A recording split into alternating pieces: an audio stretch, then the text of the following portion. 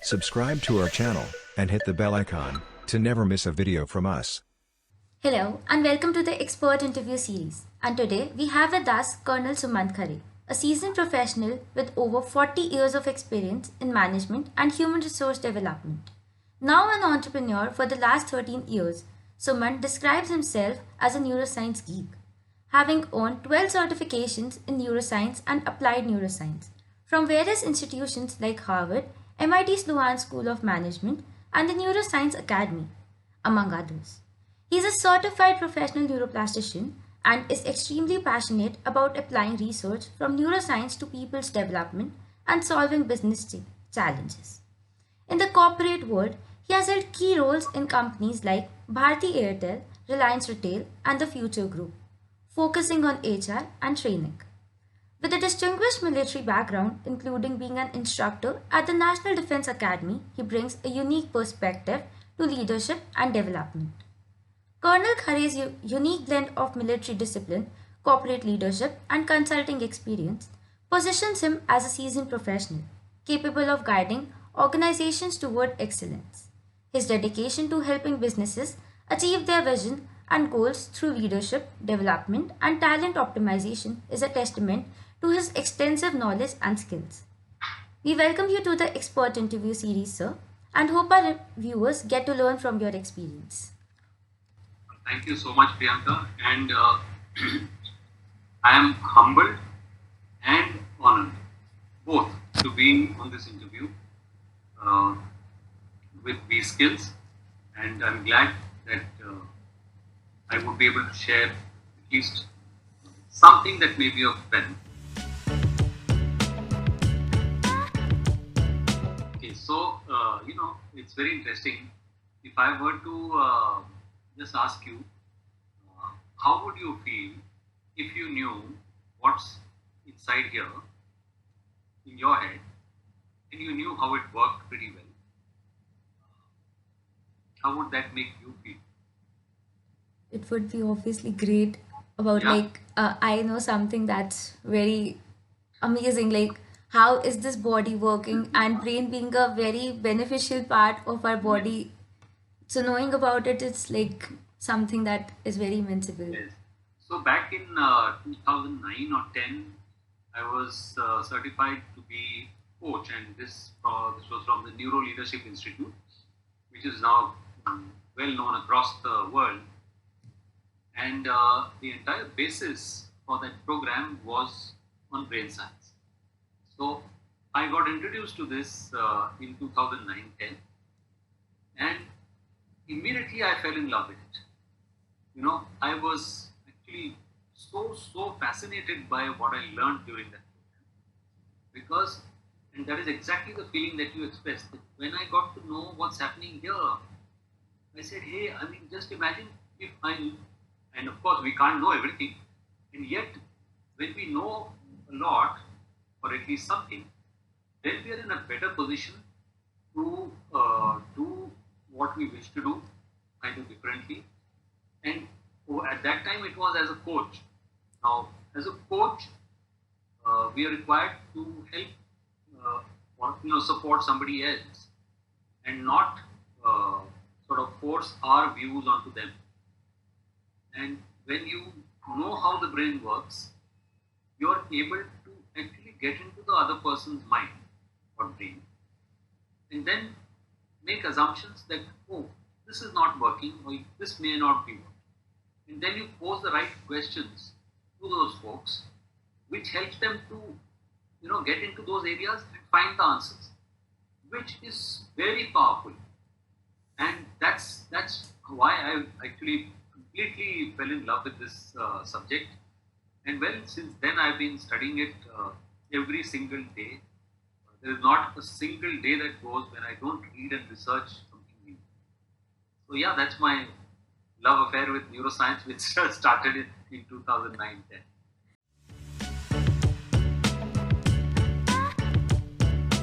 It's actually, this is the big thing.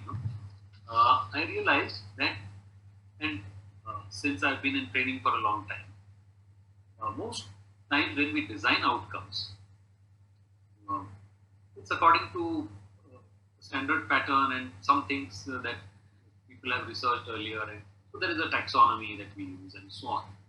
However, now with the insights from neuroscience, the outcomes that we write down and we sort of design or clarify, those become much clearer, because in our own minds, when we process things and we say, oh, with this group, we are going to do communication skills. Earlier, we would just say by the end of the program, participants will be able to do this, something about knowledge, something about skills, something about activity. Standard Bloom's taxonomy. Now, we don't do that. What we say is, let's examine what's happening here first. Let's figure out what's working and what's not working. And when we get an idea, a fair idea of what is not working, it's then that we start working on the outcomes. As a result, our outcomes are very sharp, compared to what we would do otherwise. And when we do that, and then we design content and we deliver it, the content is also very sharp because of it. It addresses very specific areas. And it's not only that, because it's like, let's say a car is stopped on the road and there is some problem, and somebody, young person driving it, they're not able to figure out karna kya hai. And a mechanic passing by says, can I help you? So that young person says, हाँ बिल्कुल मुझे चाहिए मदद. So he tries something and he taps at a particular place, one particular, right? And then he says, abhi कीजिए. So it starts. He says, well, how much do I pay you? He said, you pay me 1,000 rupees. He said, oh, why 1,000 rupees? All that you did was tap on that pipe. He says, well, tapping on the pipe is just 100 rupees. 900 is for knowing which pipe to tap, right? So this is an analogy. This is exactly what we do. Now, I'm not saying that I'm a neuroscientist, yet with my study, I have a reasonably good idea of which pipe I need to tap to ensure that the fuel starts flowing. So when I know that, that's how my outcomes and as a result my delivery is going to really benefit participants.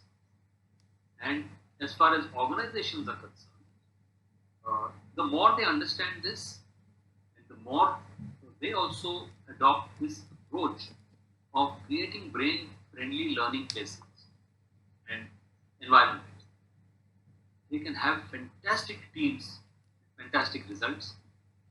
They will benefit in many, many ways, and some of them which are coming to mind, which are very pertinent today, health and wellness. I think brain health and wellness, so healthy mind leads to a healthy body, we all know that. So this is where it can really help organizations, and when you have healthy mind and healthy body, people will be much more productive. So this is how organizations can benefit. Because it is probably the key aspect that can be so powerful and insightful. For those who may not be aware, well, neuroplasticity is actually a property of what's here to adapt, and as the name suggests, plasticity. So the neural circuits, the brain circuits, are capable of changing the way they are to a new way of being, right? So, in very simple terms. But it is so powerful because this is what helps people become agile, become more adaptable, be able to think creatively, and I can list a dozen things. So neuroplasticity, there's a famous neuroscientist who, there's a quote from him. He says, we are our synapses. So again, for those who are not familiar, when two neurons are placed close to each other, place where they sort of connect via chemicals is called a synapse or synapse. Sometimes people pronounce it like that. So, literally, what happens at the synapse determines the nature of that whole neural circuit. And when I say what happens there, Priyanka, you may be familiar that a lot of neurochemistry happens there. Right? The magic happens there. All those various neurotransmitters and neuromodulators that we hear about these days, and I think there's a lot of awareness today. Everybody seems to know about dopamine. Everyone seems to know about serotonin. Everyone seems to know about endorphins. Well, it's great that people know about it. But what they need to know is that these things play a very important role in what happens between two neurons and a whole chain of, or a whole set of neurons. So, I'm a member of an organization called the Institute for Organizational Neuroscience, and also a member of something called the Neuroplasticity Hub. So I attend a lot of their discussions, and when I listen to so many of those roundtable discussions, podcasts, and so on, they have very eminent people from mostly all neuroscientists, but who've done a lot of applied work, and one can really see the whole potential of neuroplasticity, what it holds. And to take another half a minute to talk about more, when I was attending this course from MIT Sloan School of Management, there was our professor, and her name is Dr. Tara Swart, and she was explaining about neuroplasticity and the concept of organizational plasticity.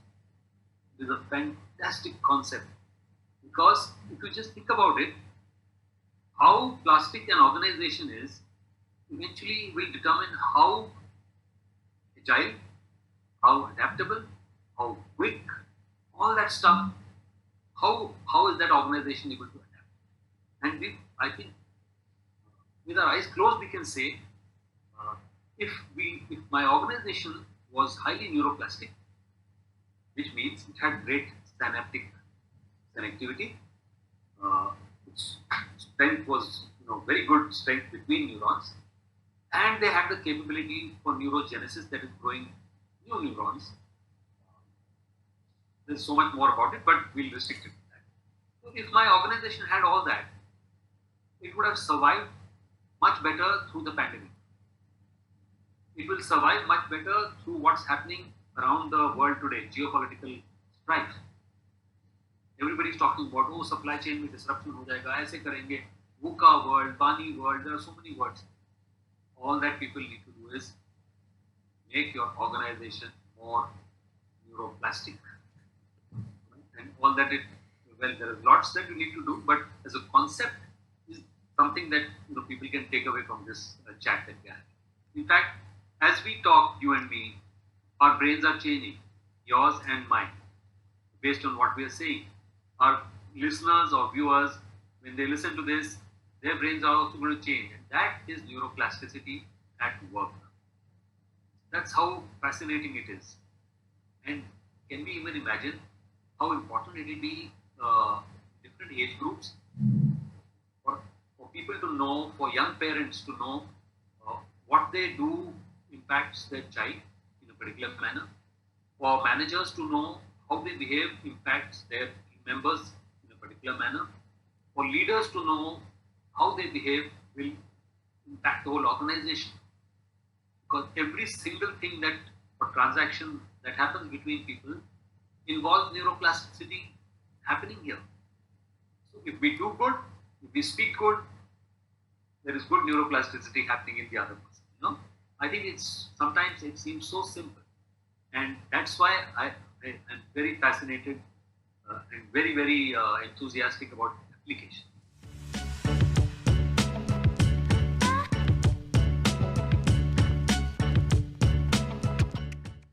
Yeah, that's a very nice and interesting question because that's why I'm now at this point in my professional path and journey. So when I was working, one of the, in my corporate career, one of the thoughts that crossed my mind was that while I'm inside in an organization, what I'm able to do will always be restricted by what the organization's vision and goal. So that was one of the thoughts. And the second thought which emerged was because of a group of young interns who were under my wings. They were from, supposedly Ivy League colleges, and 18, 20 of them. And in my interactions with them, a lot of them, despite having such fantastic education, did not have vision beyond the next 2-3 years. And hence the name Nvision. That is your ability to be able to, look into the future.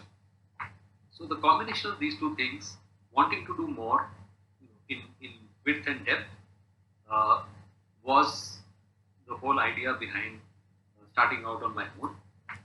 And the answer to the second part as to what unique offerings do I bring, our approach is interdisciplinary. Any development problem, learning problem, or challenge, or a business challenge. When I say that, I mean bringing together the best from the fields of psychology, positive psychology, neuroscience, definitely, also behavioral science, and neuro-linguistic programming. So, when you take out what is really relevant to a particular problem, then the solution that you build is very robust. So then you looked at it from different depths. And I think that would definitely be one of the unique things or offerings in our case. Second thing is that we learned a lot of leadership training about leadership, and we experienced leadership while I was in the army. And I dare say, you don't have to wait to be 40 years old to become a leader. We just became leaders at the age of 16, 17. That's when we joined defense academies, and well, from there we kept learning our lessons. So a lot of those lessons were from books that we read and from practical experience. So, and then later on in corporate life, one learned from practical experience. So I think we are able to, bring the best of both these learnings from the army and corporate life into our leadership development programs, also into our managerial development, and into team building. So I think this is another unique aspect.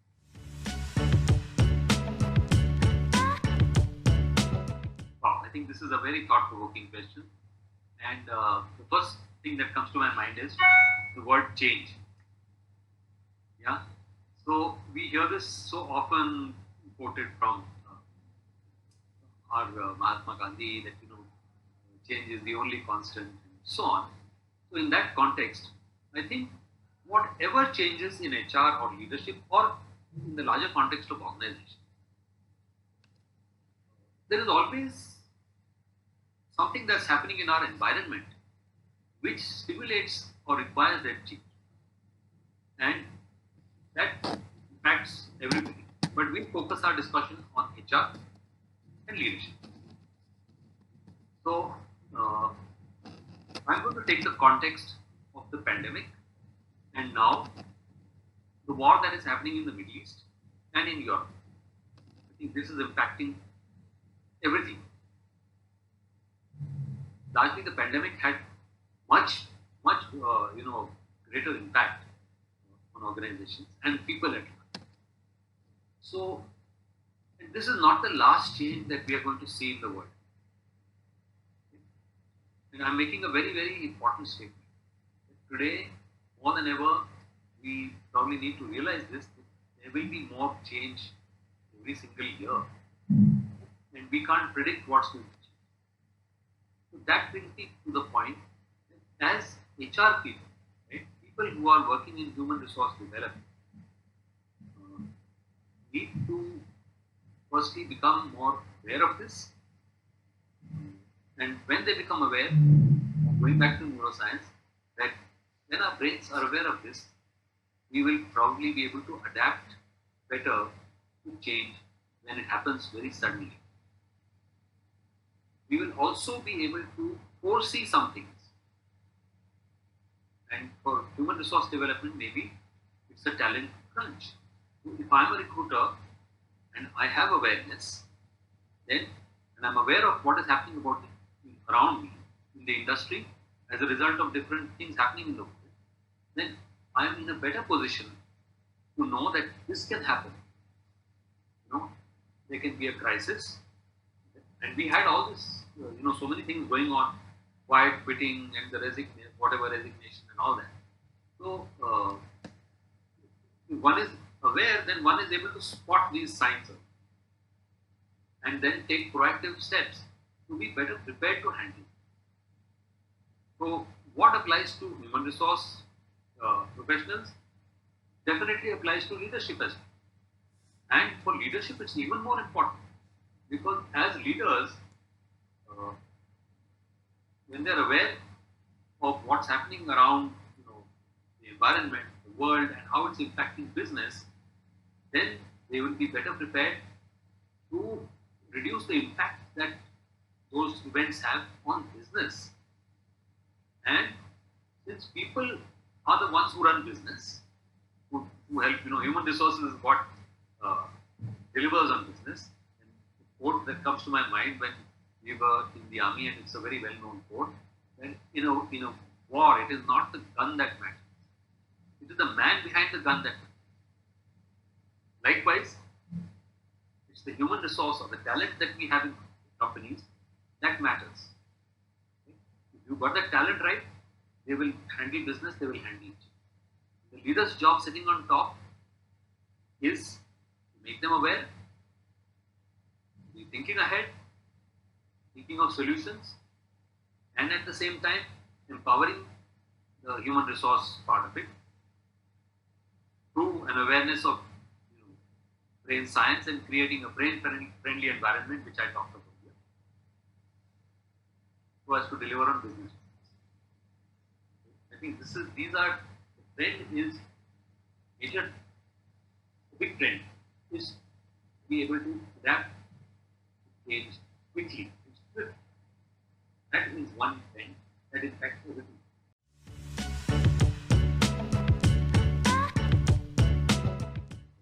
Thanks for that question. I think this is again another one which is so relevant, and it's like my favorite also, because after so many years, I've realized, we tend to hype leadership a lot. And my sense is we need to simplify it. Leadership is not complicated.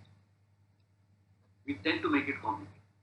And when I say that, with no offense meant to people who research leadership and write, so on and so forth. So we have theories of leadership, we have models of leadership, and more models, and every second day there's a new model coming. Right? So models are fine as reference points. However, what tends to happen is that today hybrid leadership is been hyped about so much. And believe you me, my understanding of hybrid leadership, I learned hybrid leadership when I was in the army and I was just 25 years old. So I don't see a great big deal. Hybrid means being able to, manage, be a leader across time zones and stuff like that, different geographies, some other aspects. It's not like hybrid leadership did not exist earlier. It's just that somebody found a new fancy name for it, right? So we tend to complicate and unnecessarily, hype it up. My approach to leadership, and that is what has shaped my approach. So two things have shaped. The knowledge that one gained. In the army we have to study a lot. For every promotion there is an exam. For every exam there is a study of military history involved, and of one very famous military personality. Either it's about strategy or their plan and stuff like that. So we studied a lot. So knowledge that we gain from it and knowledge that we gain in practice, right? That becomes very important. Fine, that is our, let's say, our foundation. Its application depends on which environment you are in. When I say environment has many things happening around it. That is the quality of the leader to be able to read those signals, read the environment, हवा कहाँ से चल रही है, किस तरफ को चल रही है, and modify their approach. These two things of my mind, we are working to a leadership development program, and I want to make a very, very pertinent point. Leadership and a lot of organizations tend to say, oh, we need to do a one-day leadership program, we need to do a two-day leadership program. I simply request to all such organizations and all such HR people, all business leaders, please look at leadership as a work in progress. Leadership development, the very word development, needs to happen over a period of time. It needs to stack up one upon the other. So that is development. So please do not think of having 2-day retreats and finishing with everything. Let there be something before that. Let there be this program, and let the program only be the starting point of any leadership journey. That should be the first step in the leadership journey, and it should lead to building up from there. So this is again another part of the course. Definitely my approach when I am thinking of doing a leadership program. I never look at it as a program. I look at it as a development journey. My approach has developed over these. My journey in the Indian Army started with joining the National Defence Academy in 1977. 3 years there, and then 1 year at the Indian Military Academy. I was commissioned in 1981 into the Tank Corps of the Armored Corps. So, which is considered one of the elite parts of the army. And served mostly along the in the north and the western side of our country, and also for some time in the northeast. Army, as you know, is a very exciting and happening organization. When I say happening, means there's lot of activities that happen every single day. And I found that fantastic because I love that kind of excitement and many opportunities to do many things, and in the process keep shaping your own personality and your qualities and your abilities, all three. And after I had finished 22 years, which is a little more than my mandated service of 20 years, that's the time I crossed my mind that I would like to explore what's happening in the world outside the army. And I decided to take a plunge, and I did my MBA in HR before I did that, because I wanted to pursue a path in HR. So I got out, and my first exposure was with Bharti Airtel. In those days, it was Bharti Airtel, even now it's Bharti Airtel. So in telecom, I learned a lot on the job. Changed over to the retail business when Reliance had just launched their Reliance retail business a few months into it. I didn't know the R of retail, and but I know myself. I'm extremely keen, curious to learn more. And so when I said, okay, what is this retail thing, and let me learn about it. And I think I couldn't have had a better opportunity and a better place. I had a fabulous experience in Reliance, really great experience. We had a fantastic senior management, and we had wonderful people, and from different companies. So it was a very rich environment, and I learned a lot. Then went on to Future Group, again retail, but in a different way that they built up the retail. So I learned something new there, and so on. So um, now coming on to how were these same and how were they different? Well, how were they different is very very obvious. The army is very hierarchical, very structured. There is a different culture that we follow, and that's very different to corporate. Right? While corporates do have hierarchy, but they're not so rigid, and the structures also keep changing off and on. Whereas in the armed forces or army, the structure per se doesn't really change. So these were two things. So your ability to function uh, or your experience of functioning in one environment was different than your experience of functioning in another environment was again different. That is how they were different. How were they similar? I think in many ways. I would, what comes to my mind is human beings are the same everywhere. So, from that point of view, what motivates someone in the army may not necessarily be so different from what motivates someone in corporate job. There will be differences, but basics of I say this because of my study of how our brain. So, motivation is one. Uh, in that context, leadership, as we knew it in the army, has was basically business and corporates have inherited all this from the army. So there is some similarity. However, the purpose in the army or armed forces of a leader is eventually the purpose is to win in battle. The purpose of a leader in corporate is to ensure that results, that is, profits are made. There's a difference there. Yet, leaders have to lead, and they have to lead human beings. Right? These are some of the things that take a money.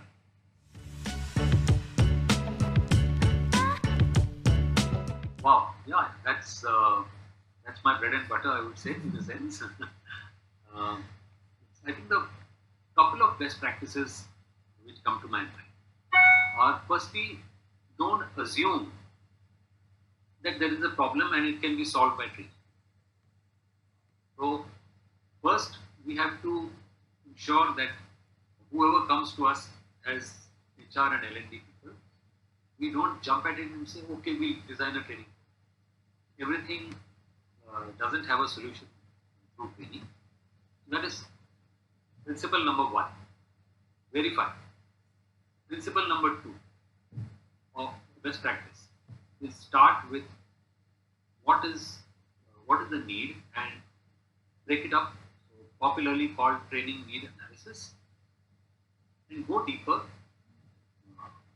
Ask questions of which competencies do you want these people to be trained in. And as a lot of HR people know, competencies are a combination of three things: knowledge, skills, and attitude or behavior. So ask pointed questions. Okay. Are your guys lacking in knowledge? If so, what do you think they are lacking? Are the folks not able to do something? Is it about skills? Where are they today? How much do we want to raise the skill? Ask them about behavior and attitude, because I think that determines a lot about how they will perform in knowledge and skills. So, what are the behavioral indicators which don't work, which are not, don't fit into the organizational culture? So, do that. That's a very, very thorough exercise. If we get that right, this is definitely one of the best. Then everything that follows will be much, much better. Third, from designing learning intervention, now today I will say, please incorporate applied brain science. Make it an exercise where you apply some tools and techniques from neuroscience to stimulate the right places, hit the spanner at the right tubes to set neuroplasticity in motion. So I would really suggest that a lot of HR, why only HR? Actually, anybody who's in business, whichever function, HR, business, finance, would do really well. They benefit if they look at things from brain perspective. But coming back to design and instructional design or training design, so you need need analysis from which when you make content, design the content, design the program first, be thorough about what will happen first, what will happen next, what will happen next. It should flow one into the other. Then we come on to the content. Content, a lot of people tend to use PowerPoint slide as a crutch. Don't let PPTs become your. I would say, don't have more than just a couple of slides and do more of facilitation rather than open up people's thinking. So what you put in your slides will be such it will prompt, it will be a prompt for you to help people. And last but not least, evaluate training. If we don't evaluate something that is it doesn't really matter then you why was it done at all. Right? So these are 4 or 5 best practices. And in content, do give references for where you have approached it. And don't pull everything out from the internet just because it reads well and it just suits your purpose. Don't just use it as a plug. I think that would be highly unprofessional. Professionalism is very.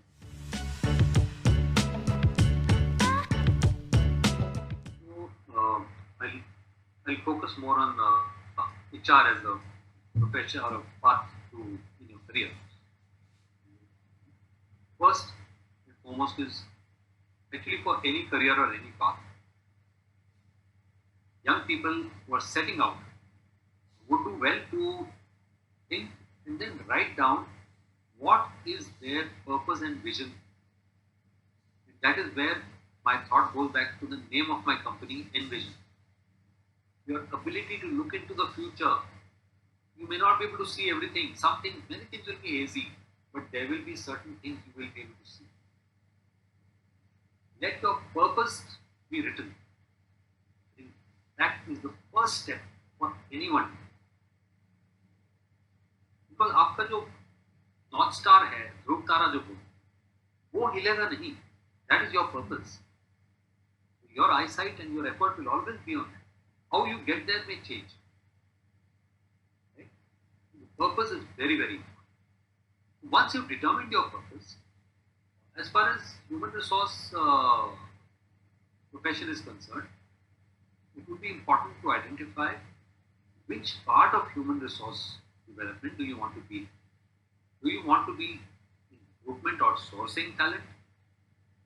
Do you want to be in compensation benefits?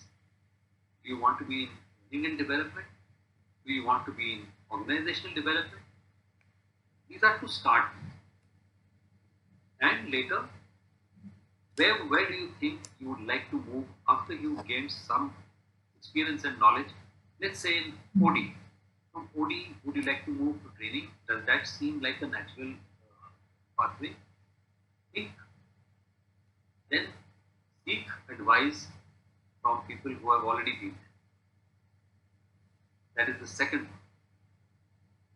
one. Third insight or aspect I can share is prepare and keep yourself continuously updated, and the route to that is actually through learning.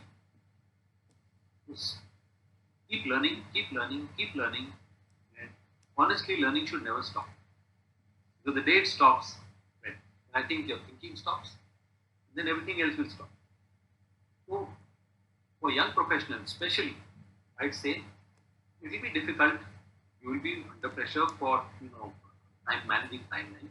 However, within that, you may not be able to do it every day, but you can do it for 15 minutes every day.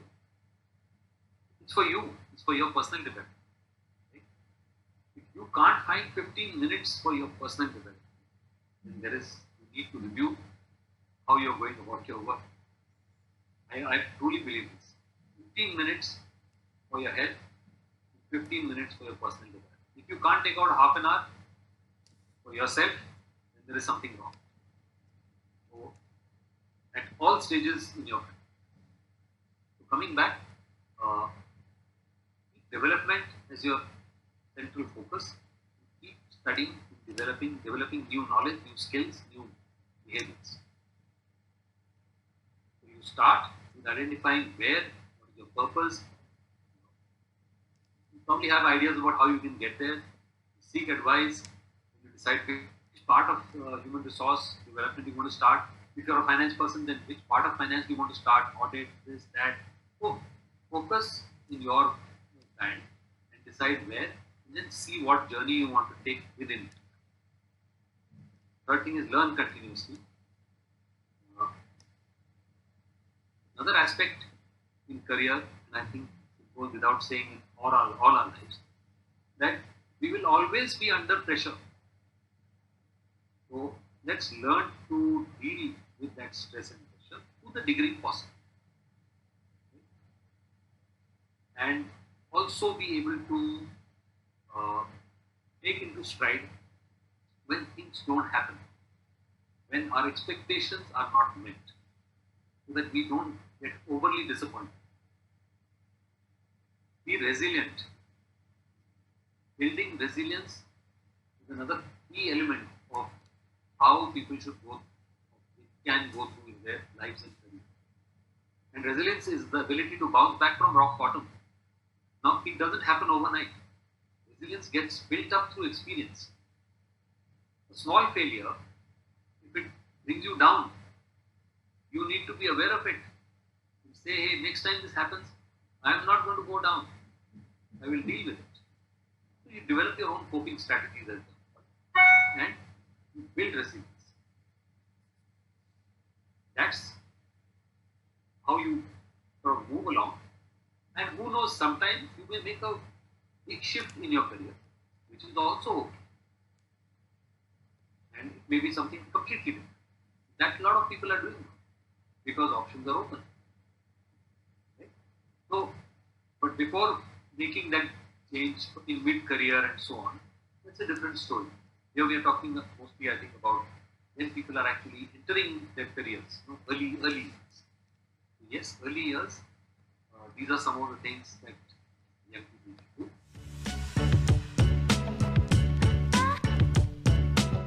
I think I probably it would be a summary of many of the things I said.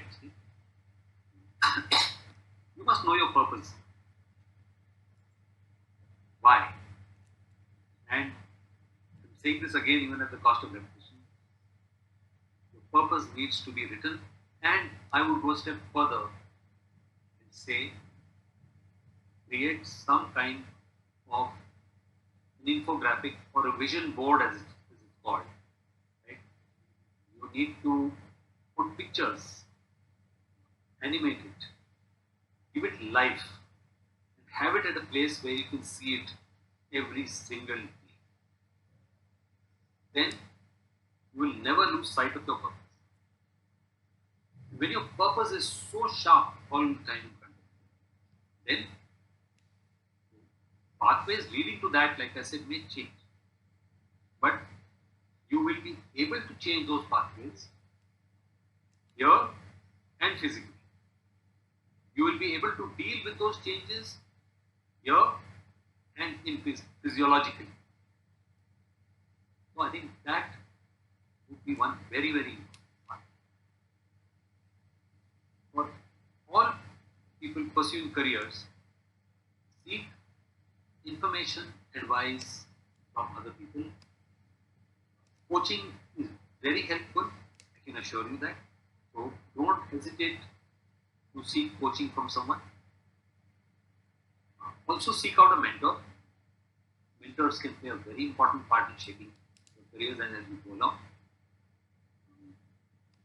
I would want to add just one more. That is, maintain a spirit of curiosity. Spirit of curiosity is something that will ensure or keep you alive. It will keep your mind alive. It will keep your body charged up. It'll egg you on to go and do new things, explore, discover, and find something out of the world that you didn't know about, and that will enrich your work and your personal life. Last but not least, I want to say, work towards finding work-life harmony, integration. I wouldn't say balance. Everybody uses work-life balance. I'm saying work-life integration and harmony is what everybody should or needs to work. How much you're able to do that will determine the quality of your life. Like I said, you don't have to climb Mount Everest in a day. It will always be the first step that you will take, which will take. So, in moving to improve your health, mental health, physical health, overall well-being, if you spend just 10 minutes on each of these three things, and I would say 10 minutes for family and friends, 40 minutes in a day is all you want. I would put this right on top. For everybody. Subscribe to our channel and hit the bell icon to never miss a video from us.